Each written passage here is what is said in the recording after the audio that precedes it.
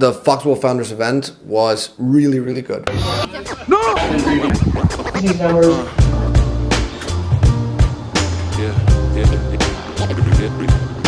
Hey guys, what's up? Rooster here. It's Wednesday, August 28, and I'm prepping up for traveling tomorrow to Amsterdam to the Foxwell Founders event. And I'm really looking forward for this event because I'm gonna be able to talk to like about 60, I think, other agency and brand founders. And what's really cool about that is I'm gonna get a gauge of how has Meta performance been for everyone else this year, because 2024 has been honestly one of the most unstable years that I can remember on Facebook ads, and that has hit many brands across the board in a negative way. Thankfully, we've kind of like found our way through the chaos and the mayhem of just constant platform updates, but it's really cool to go out there and just share experiences with people and learn from other people. There are some top operators that are gonna be attending there. Plus, Amsterdam's my favorite city in the entire world, and yeah, it's just gonna be a ton of fun. We're just getting ready to leave Valencia and we board the plane to Amsterdam. So I'll meet Walt at the airport. I think it's gonna be very fun. We're staying at a houseboat this time. I've never stayed at a freaking houseboat, so that's gonna be an experience for sure. We've got a very small bunk bed for the both of us. If you haven't met him, Walt's huge, so that's gonna be fun. And yeah, just excited to get going. We'll see you in a second, Amsterdam. This is some things you need to know about Walt. So let's get started on that. So thing number one, Walt needs to be caffeinated all the time. He's been here for like 30 minutes. Second espresso, baby. Start a count. Yeah, we should. That's the second one. Second espresso of the day. Another thing you need to know about Walt is can't resist the foods. No love handles, baby. It's just love. Let's do a real quick thing because I'm very bored here and I have no idea what to do. So one thing that I like doing is just rating ads from these flight magazines, right? Because they're supposed to be direct response ads that trigger you to buy whatever they're selling, like right here, right now, right? And it's more expensive than usual. So let's just see, how would you guys rate these ads? Let's go with Lind, Elevate Your Coffee, Elevate Every Day. I like this. I think this is a 7 out of 10 because most people will consume coffee. Not many people will consume Lind on the airplane, but this kind of like makes the relationship. It will make you feel elevated. I kind of like it. Maybe if they grabbed you'll read through the story of the chocolate, right? Not a big fan of this, but I think this one is kind of like okay. So 7 out of 10. For example, this one, Cacao Latte. Do you crave a Cacao Latte among the clouds? I mean, maybe they're very top of mind here in Europe, so I don't know. But I would love to see some actual chocolate milk instead of the thing. So maybe they could have done the visual together differently. So 5 out of 10. Let's go to another one that might be more interesting. This one, let's see. Or For You. I like this one. What are For You? Minerals for your body. That's strong copy. I love it. They're making me feel healthy when I buy this. And it looks nice.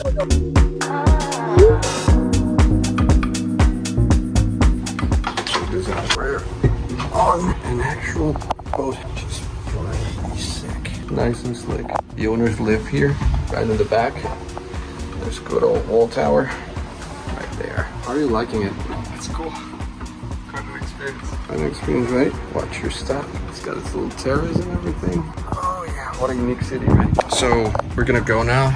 We're gonna grab something to eat. And we're basically gonna eat something. We're gonna work, get some work done for a bit, and then we're gonna go to the event and start chitting and chatting with the other peeps. So stay tuned. Yeah, let's go. So you got the passport.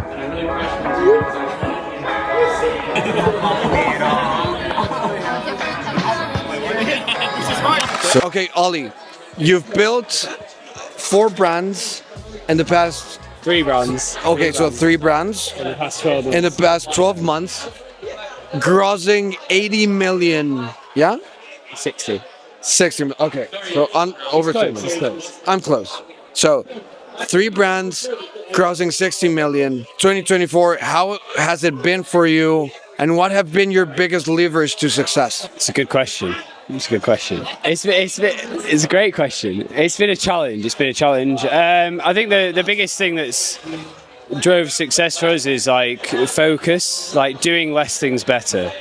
So like focusing on I feel like a lot of brand owners chase the next like big thing that's going to drive that like step changing growth, but like a lot of it comes down to like going back to basics and doing the simple things really well. So like I spend a lot of time telling brand owners to do less better. So and most of that is like spend more time on like meta and spend more time on creative strategy, and that's served us incredibly well. Going deeper on the main channel rather than, because every time you do a new channel, it's not only like it's a lot of resources, a lot of bandwidth. It's a lot of like having to think about another way of approaching acquisition. So like we've kept things like super simple and focused on excelling in like one area of meta and creative for that channel, and that's really served us very well.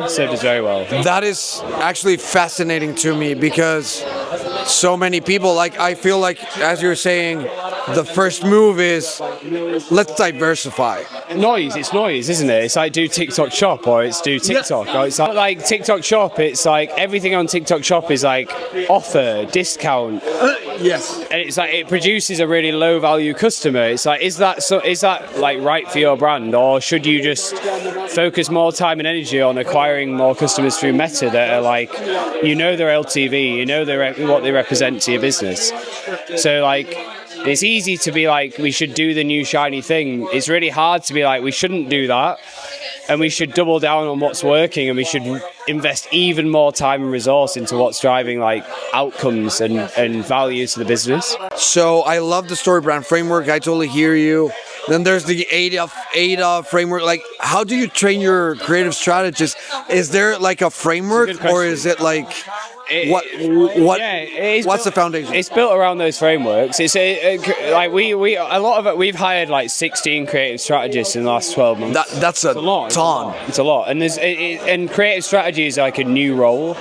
It didn't exist like 2-3 years ago. It's a brand new thing, and like they come from a diverse background of like some of them are media buyers that then come into creative strategy. Some of them are creatives that come into creative strategy. I think true creative strategy is like setting up roadmaps to increasing your chance of success on each creative batch. And and it's about like getting as much data into that process. It's about getting like customer research. It's about getting ad account data. And so like it's like teaching people to use those qualitative and quantitative inputs to build a roadmap that allows us to test and learn across assets to increase our chance of success over time. And like we do use the story brand framework, we use the ADA framework when we're creating an individual asset, but I think the individual assets are important, but it's more important to like how you're learning over batches. So like if you're creating a batch every month, like how are we like intentionally setting up hypothesis around creative tests that allow us to learn something about what works for a brand. So it's like what gender, what age group, what benefit, what hook, what setting. Like even something, I said this earlier, but like we learned something in H1 of this year around like 75% of our top assets were filmed outside. It's like that is such like a macro learning that allows you to be better on once you understand that and know that, it allows you to be more intentional with your output and increases your chance of success. So it's like, how do you find those learnings, how do you distill them, and how do you apply them to your output and your creative process?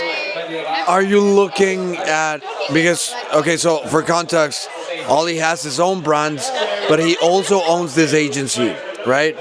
So are you looking at how is it that you found that out? Like, are you looking at everything? Do you have like this dashboard where you look at everything? We do a lot of like macro data tracking, and we do a lot of like internal client tracking. It's a bit of both. So much, like, with me. The own brands have come from like what I'm good at is like marketing, and what I'm not that good at is running people businesses. And like agencies at scale become a people business, and like I'm good at it, but I'm not great at it. What I'm great at is like growing e-com brands and like being in the weeds of growth. In terms of like creative, it's like we do a lot of like individual account based learnings, but we also do a lot of like pooled extraction of like we're going to analyze our whole client base and find what's working across all of our assets, and we're going to use that to inform our strategy moving forward. And that whole learning of inside versus outside, if you see that across like 75% of our winning assets across our whole client base are people filming outside, that increase, if we just lean into that and we film more assets outside, it increases our chance of success massively through that. Like, so we do a bit of both. Love it. Last question, and I'll leave you alone, and we're gonna go have more fucking drinks. Yeah. So Q4 is coming up. Yeah. One tip, like your main tip for people watching this. Don't allocate too much creative resource to Black Friday ads. Like most of your Black Friday best performers are statics or ads you've been running for the last 3 months. Making videos to run over that Black Friday period is largely a waste of money. Making videos to run for the whole gifting season, the whole of Q4, with a different messaging approach around gifting, around offers is great. But making video assets to run over Black Friday is a complete waste of money for nearly 90% of brands. You should focus on repurposing things that worked. You could take UGC assets and you could change the hook. You could change the hook to be more offer-based, and that is a better utilization of resource. You should make loads of static ads for Black Friday, but you shouldn't spend time and resource investing in net new creative concepts around that offer, because they just won't take spend. Like that's like, for like 3 years, that's our analysis. It doesn't take spend. It's a waste of money. That's my tip. Dude, this is freaking gold. Thank you, Ollie. You're the best, man.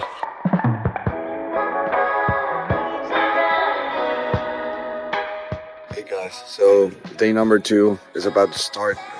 Last night was super fun with members of the group. Some really interesting people we met from everywhere. Like there's people here from the Czech Republic, from Slovakia,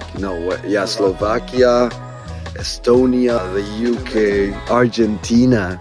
So pretty interesting group. Overall, the consensus has been, 2024 has been challenging, but they are, some of them are having a good year. And there are some common threads there that we need to uncover today. So we'll be interviewing some members today, and let's see how that goes. We'll also be enjoying the freaking city. This city is just so good. So pretty. Okay, let's get going. Okay guys, so I'm here with Phil. He's a dear friend from Liverpool. Go Reds. Right? So Phil is why don't you introduce yourself briefly? So my name's Phil Keel. I'm managing partner at Hello Earth. We're an e-commerce agency, Facebook ads, Google ads, content, email, all sort of the normal stuff. That's pretty much it. We're a team of 20. We've got sort of a good mix of types of clients, good mix of locations. So like Louis said, we are, I think we've got a good read on where the market is and different levels of spend as well. I think that's really important, like businesses at different levels of revenue, but also different points in their journey. Then I love that. Let's start with the tool. Okay, so the tool 2024, there have been many shifts and they're rolling out a ton of new features. What is your opinion about that? How have you felt? Have you seen it improve performance, the same? It's been a huge roller coaster, and I think a lot of people have discussed about what is performance like at the moment, and at every moment it's 50-50. You're a brand that's winning, and on the other side of the coin there's a brand that's losing. Huge changes in sort of conversion rate of the traffic, the frequency, the types of campaigns that you should be running. That it's never been more fluid, and we've always changed our strategy based on what's working, and we've had to do that even more this year than never before. So yeah, it's definitely been interesting, but I think you have to try and control what you can control, which is the inputs, the product, the price, the offer, the creative, the messaging, all of that. And as long as you try and constantly iterate on that, you just have to hope that the platform plays game as well. So yeah, definitely roller coaster. And at the same time, I think a lot of businesses have felt pressures around cost, shipping, price of the product that they pay. I think that started, a lot of companies are sort of feeling the pinch there. So pair that with platform changes, I think it's been definitely a tough year, other than if you're a business who's got something on their side, like a new product, an iteration of a product, a better price than a competitor, the right timing. All of those things can outweigh the changes in the platform. So yeah, and that, I think that aligns with that piece. It hasn't all been bad. The accounts that have won have just had better timing, better product, a newer product, an iteration, a new release, all of those sort of things. And more often, the clients that are losing or finding it harder are the clients that aren't, or the brands that aren't doing that. So dude, this is a fantastic topic. So what I'm hearing you say is that just hoping for paid ads to carry the entire brand this year is basically unrealistic, and brands that are looking to have like a more holistic approach on things tend to work better, right? Which is what we've always seen. But what I'm understanding is you've seen this a bit more, like this effect has been more extreme this year. Is that right? Yeah, that's correct. So the idea of e-com and Facebook ads from like 5-10 years ago was you could do very little and you could create a huge profitable brand that could then be sold. And I think a lot of there's still brands coming into the market because of that. So yeah, it's all about controlling what you can control and trying to control as much as possible. And if you just put all of the eggs in if you just leave everything up to the platform, Mark Zuckerberg, everything that they're doing, then you're not really in control of your destiny. Someone else's, yeah. So what are your top 3 things that you would advise to brands or like agencies besides paid media? Like what else?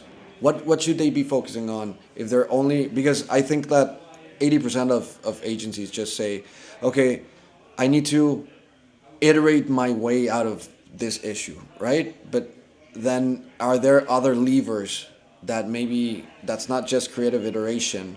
What else can a brand do that you're seeing being effective? So I think you mentioned product drops, you mentioned what else, retention tactics, other things. What are your favorite, maybe top 2, top 3? So usually more often than not, especially if it's a problem solution sort of direct response brand, is finding what the specific message is that is going to convert someone, and more often than not, it's not the message that the brand originally thought it was. Like why does my customer care about this product? Getting really specific and laser focused on that, doing research, customer reviews, sort of phoning up the customer and asking them a question. I think, dude, that is so underrated. Yeah, and it's old school, but it really there's I think there's not many ways that are as good as just calling people to learning about your customer quickly. Yeah, I think it's a balance of ego. Like, if you've got a really strong ego because you're really confident in the product and the brand, you could win, and customers might buy from you because of that. But then, if that's not working, you've almost got to lose the ego, and find out what is going to work. And so I think I wouldn't recommend everyone to lose the ego, go out, sacrifice what you think should work, because there are some sort of rock stars that can still work because they've got a really clear vision. Yeah, this is the path I'm going down, and customers are going to follow me. Yeah. So I think it's knowing when to pivot from that, or it's shades of grey. At some points in the year, you should be really confident in your ideas, and in some parts of the year, you should allow the room to tell you what is going to work. So now let me ask you this one, and I think it's the final one. I'll let you go, but like seasons of the year, parts of the year, Q4 is coming. What are you foreseeing for Q4? Like in terms of performance, I know you have accounts in Europe, the UK, and the US. Yeah, what's your kind of like your forecast versus other years? What can we expect, and how should we prepare for it? It seems like every year has been different since 2020. Yeah. I think what we can forecast is that more often than not, it will be more expensive to reach the same number of people. And that's been something that we've seen all year is brands have increased spend, but then they've reached less people, so therefore they've got less people on site, they're going to generate less sales. So planning for that and then approaching Q4 all year round. It's like Q4 is the race, and the other 3 quarters of the year are the practice. So how do you build your email list all year round? How do you grow your organic activity, organic search and organic social? We definitely experienced brands sort of like checking out during Q3 and expecting to just be able to turn it all back on Q4 and it'd go great. But especially if you're a more expensive product, if you're a lifestyle brand, then customers are going to be making the decision to buy your product in Q4 the rest of the year. And that's if you are a retention brand. Oh, I love that. That's a better lifetime customer. Yeah. You want someone who's thought about your product for a long period of time and then bought it, rather than someone who's just bought it on a whim because they're probably going to churn. Yeah. That is a fantastic insight. Well, I don't know. I mean, I hope you guys took notes. I honestly think that was gold advice. Thank you so much for everything, bro. And hopefully it's not the last time that you let me pick your brain. Thanks, brother. Cheers, Louis. Now my social battery is...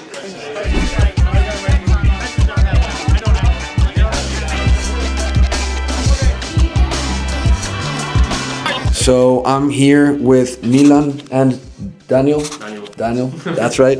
With Milan and Daniel from 6 Clicks. They're one of the top e-commerce agencies here in Europe, based in Czech Republic and in Slovakia. So I got to know them in this mastermind, but I've really come to like these two dudes. Honestly, they're one of the top teams in Europe. And I'm very interested in asking you two guys about the current ecosystem, because I think 2024, at least for our agency and for our brands, we have 2 brands that we co-own, and it's been a bit hard this year, right? So we have seen, especially in the US market, we've seen more unstable performance, a lot of updates from Meta, a lot of new rollouts. And I think when I go into Ads Manager, and I look at, I'm setting something up, it changed. There are new buttons and not every account has them. So it has felt a bit weird. So I just wanted to ask you, how has it been for you and your clients? What trends are you seeing? And how would you compare this year to previous years? Is it getting harder? Is it the same? How has it been? I guess the trend with our clients is the same as you said. We are lucky that most of our clients are successful, they are still growing, but we feel that after COVID, some of our clients and some segments, some fields have some challenges with their revenues and hitting the targets. So yeah, it's changing, but we are trying to accommodate to these changes, and so our company is changing as well. Yeah, like Daniel said, the main thing that changed was that we focus more on business, like for finance. We are looking for a sweet spot, break-evens, MER, and I'm trying to build reports. And it doesn't matter if I'm using 1-day click, 7-day click, 1-day view, or something else. I'm focused what ROAS should I have on Meta to hit the MER. So I'm using calculations and I'm trying to connecting all the dots, because I'm trying to optimize campaigns for contribution margin, and we move towards to do more like a business consulting than Meta at itself. That is super interesting to me, because most of the people that I talk to are really focusing on creative. And this is, I think, the key part where not many agencies are good at, which is finance. Yeah. And then in our case, we just learned that if you don't have, for example, low COGS, we won't take you in as a client. 5 years ago, we were playing the game in easy mode. Right now, it's the same game, but it's in hard mode. So it sounds like people are having to get more sophisticated skill sets to achieve the same results, right? Yeah. Okay, this is super insightful, guys. I love it. And final question. Q4 is coming up. 2 things that you think every brand should do to prepare? I will take on creative side, and Daniel can take the business side. I think we should do a lot of creatives. We have to learn from the past, from last year, last Q4, and create a lot of creative. And right now, I'm building a calculator. How much creative do we need to hit the goal? Because I will calculate the winning rate and all this stuff, and I want to connect it with how long will those winning creatives stay. All bring you good results when you need to, based on data, add another creatives and how much. So this how I prepare for Q4 with concrete numbers. Yeah, so regarding the creatives, we always do research what worked last year. So we want to make it better or use the same creatives. Sometimes it's not needed to make new, so we want to reduce the cost for new creatives. And we work with products, what worked last year, what we have in stock this year. If we are overstocked for the season from the last year, you want to prepare some sales or something, some attractive to reduce the stocks. And we look at the financial data with our customers, with our clients, and prepare relevant forecast, relevant budgets, and everything we have to prepare for the actual season. Okay, guys, so that was pretty advanced stuff. I'm so happy that I asked them what are they going to be doing for Q4. Well, thank you. That was amazing. Okay, yeah, so I really enjoyed that trip. That was a really, really cool experience. The Foxwell Founders event was really, really good. I honestly love these kind of events, not only because of the hard business value that they provide, but also they provide the opportunity to generate some really cool connections and generate new friendships, right? We met new friends from Slovakia, from the Czech Republic, from England, Ireland, man, every corner in Europe I think was there, and even some guys from the States. So I'm really, really grateful for having taken that trip. It's always important as both a dad, a husband, and a business owner to have these kind of like fun spaces for yourself every once in a while. Now, let's hone in 3 key things that I learned that I think are the pillar for not only combating Meta's instability in 2024, which has been horrible, but thriving. Like, we're not even talking here right now about just getting stability back. We're talking about thriving. And these 3 things are things that we're already doing at Media Made Simple. It was just so good to hear them from someone else's mouth and from someone else's point of view. Number 1, double down on your financial strategy. What does this mean? This means that in 2024, honestly, there's no room for, inefficiencies. And oftentimes the brands that take good care of their operating expenses, of their cost of goods, are the ones that have the lowest targets for scaling and growing. So if your cost for producing your product is under, if your COGS are at under 25%, my friend, congratulations, because you're gonna be able to grow quicker than anyone else in your space, right? So this is something that we often use as a criteria for selecting our clients, but we also use this as a criteria to select the product that we were going to launch for our own brand, Bella Cottery. So we own a brand half of it, right? So we're co-owners of a D2C brand. It sells bamboo sheets. And the first thing that we looked when we partnered with this business was literally, what are your costs? The lower the cost, the quicker the growth.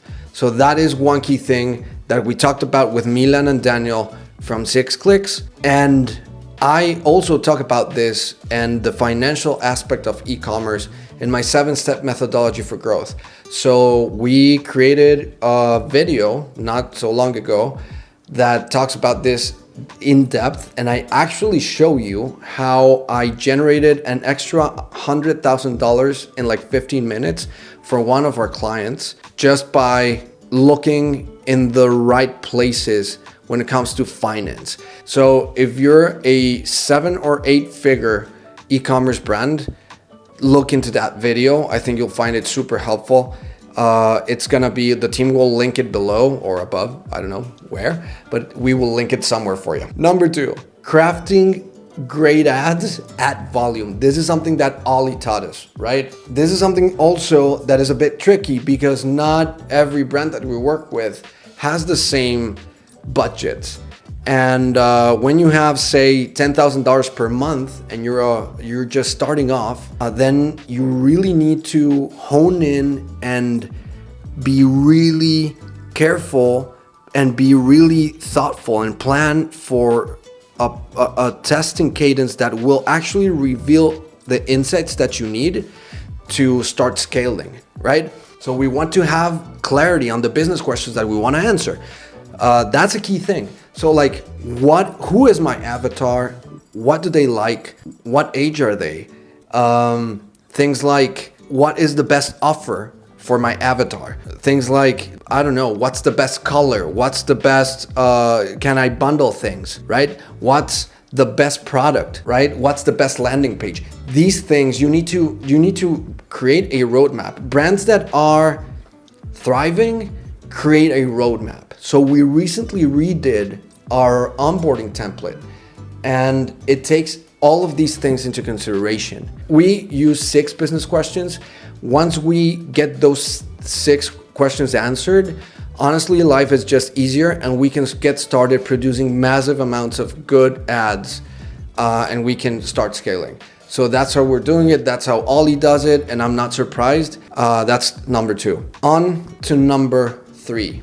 Dude, perspective. I think what Phil brought to the table is we can't beat the market. Right now, I'm recording this in September, and it's a low month historically for e-commerce. Why? Because people are not spending money because they just bought all of the school items for their kids. They just return home from vacation. People don't have much money right now. So September is usually a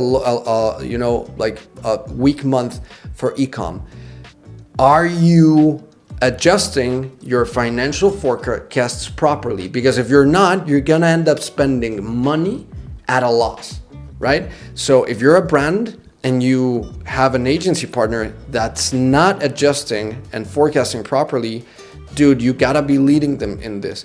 And if you're an agency and you're not doing this, taking these things into consideration, you really need to do this, because if not, you're really hurting your customers, because there's no way that you can beat the market and there's no way that you can beat the tool. So my advice to everyone would be very aware of seasonal changes, because these are larger forces from the market and no one can manipulate them, at least not at D2C scale. Not even if you're moving 100 million per year. You can't generate that level of demand to move an entire market. It would be a really small market, and it would be extremely difficult. So yeah, basically those are the 3 key insights. I hope you enjoyed this video. Like and subscribe if you want to continue to do this, and hit me up in the comments, man. Let me know what you want to look into. Thank you for everything, and peace.